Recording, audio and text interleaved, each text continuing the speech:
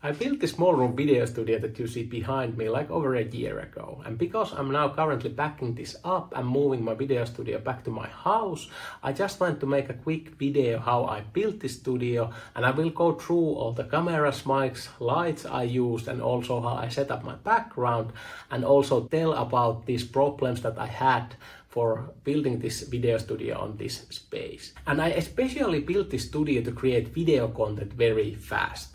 Because I'm creating like online courses, YouTube content and short form content, I wanted this studio to be very optimized for fast video creation, for filming and also like the editing part. So I will go through all of those decisions what I made to build this studio. So if you are also thinking about creating like small video studio, for example, on your bedroom, I try to give you a lot of advice on this video how to set that up. First I talk about a little bit about this space. So as you can see, this is very long room and here is all my backing stuff showing.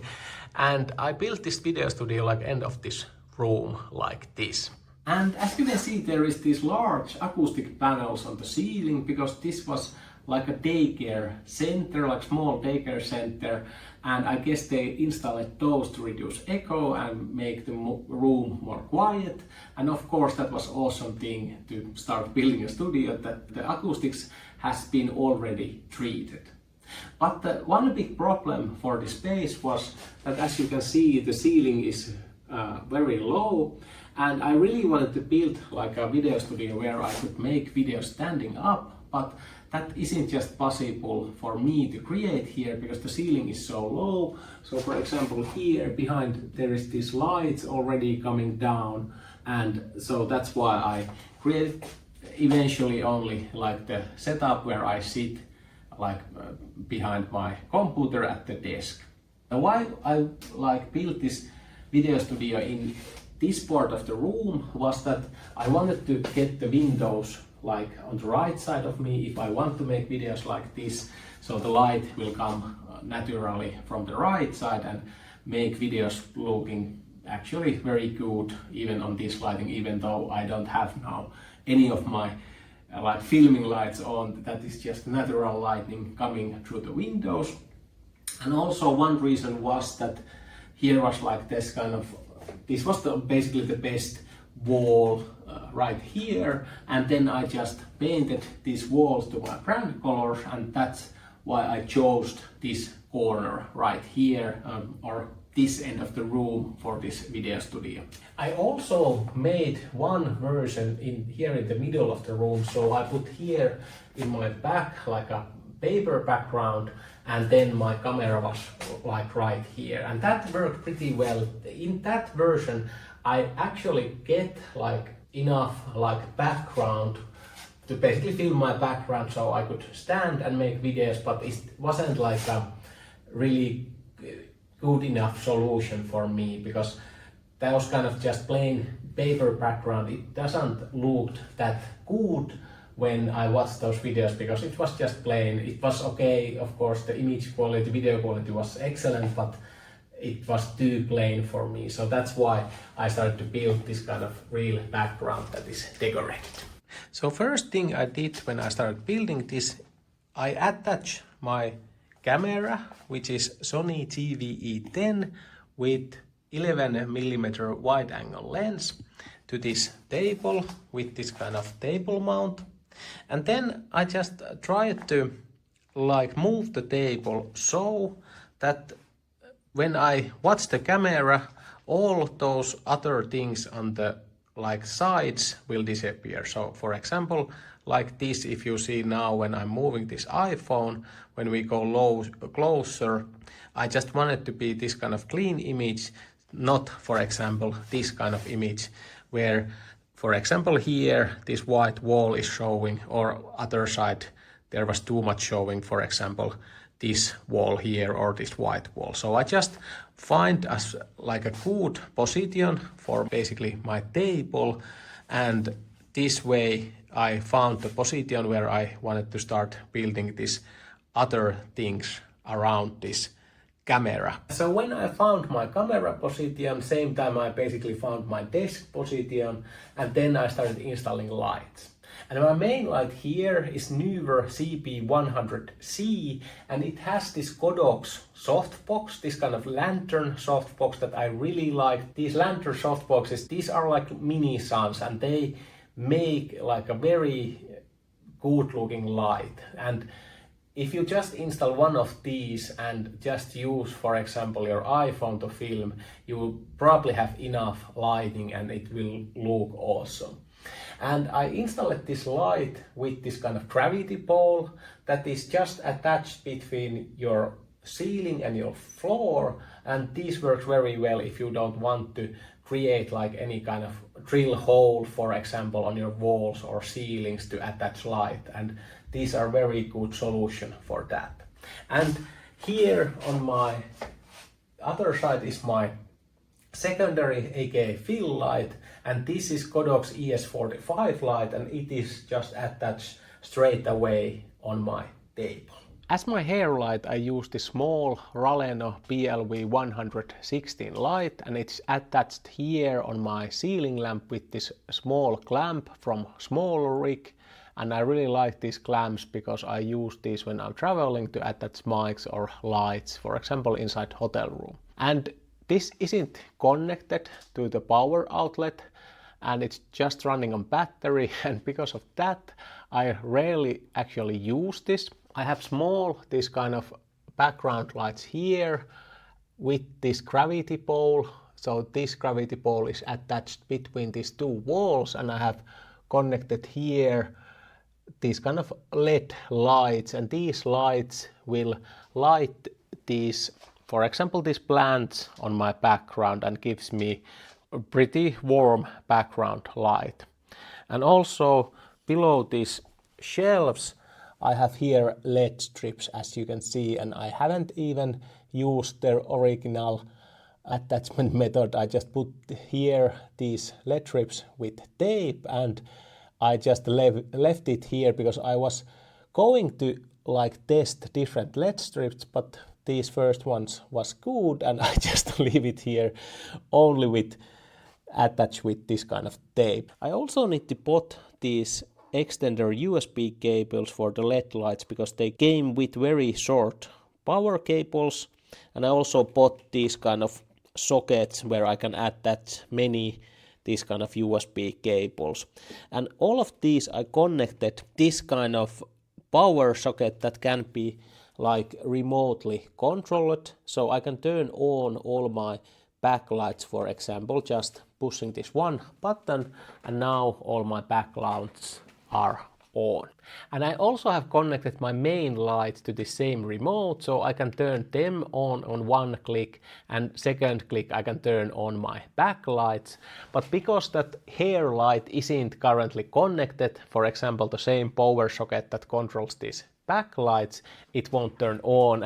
That is the reason why I haven't actually been using that much, but it can be connected also with a cable, and I will be doing that probably on my next studio, and then I can actually put everything on with just this one simple remote.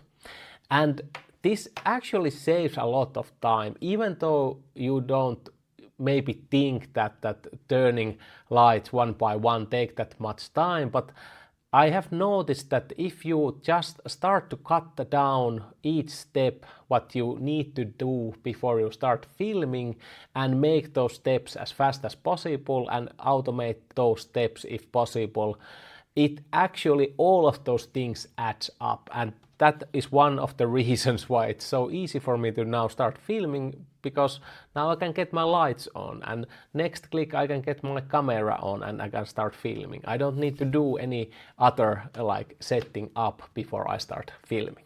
On my first studios I just used this camera's own LED screen to start adjusting things on my backgrounds, and then I bought this camera where is this flip screen, so this can be turned, and now I can see myself on the other side, but still this screen is super small, and it was very hard for me, for example, put everything together in the background so it will look good.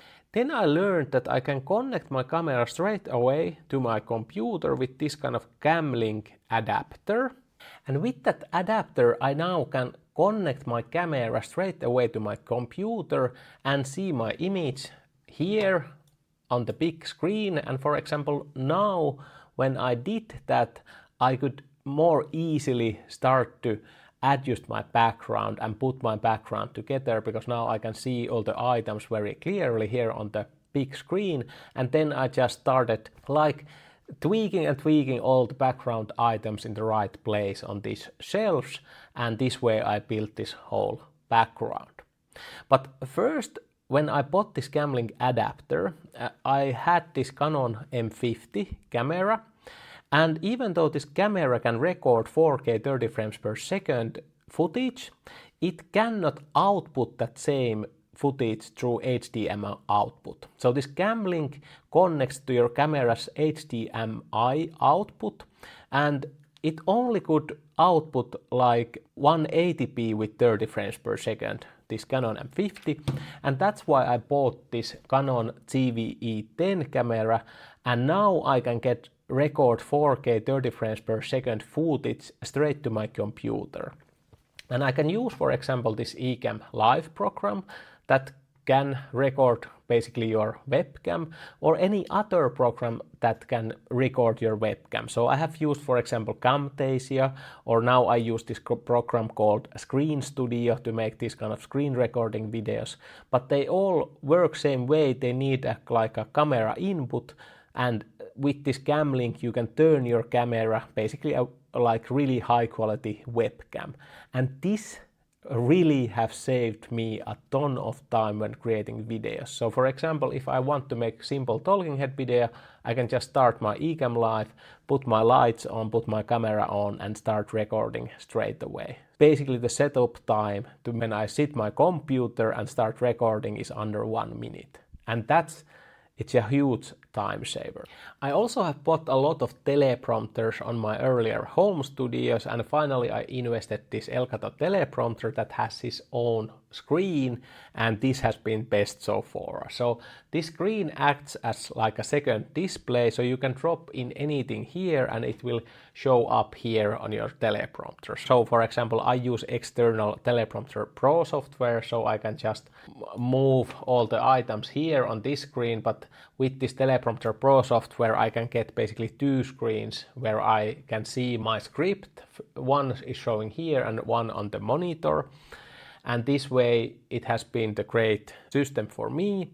But also a good thing about this Elgato is because this is just a normal screen. So you can put here also your Zoom meeting, for example, or if you have clients that you have like video calls, you can put their screen here, and then you actually watch them like eye to eye when you are speaking to straight to here to this camera, because the camera is basically recording behind their video image here. So it's actually very cool teleprompter to use, for example, video calls. And the last thing that made my video production much faster was this ultra-wide monitor and of course my computer.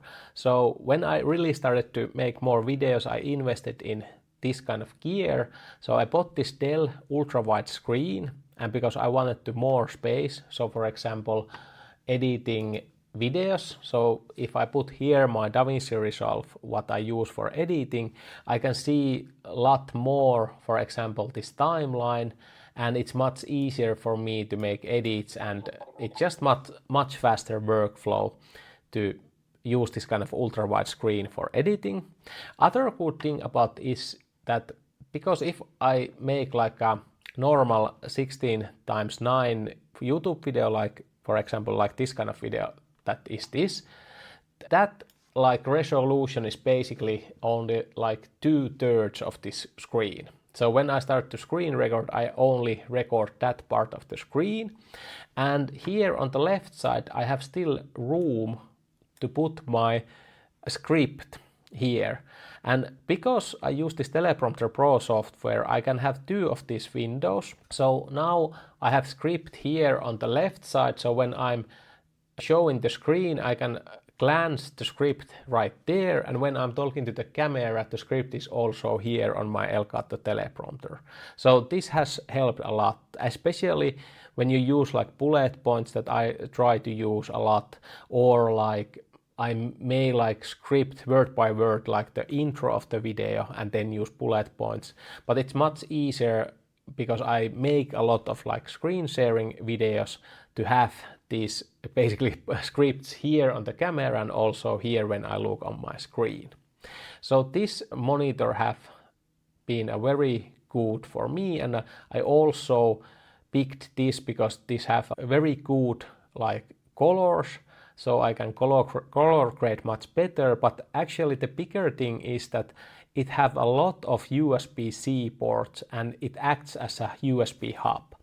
And I only connect this monitor to my MacBook Pro with one USB-C cable, and everything else I have connected to this monitor. So for example, this teleprompter or like even few lights I connected there, and anything that I need to connect is connected to that, and it also acts like a power bank to my Mac. So very clean setup.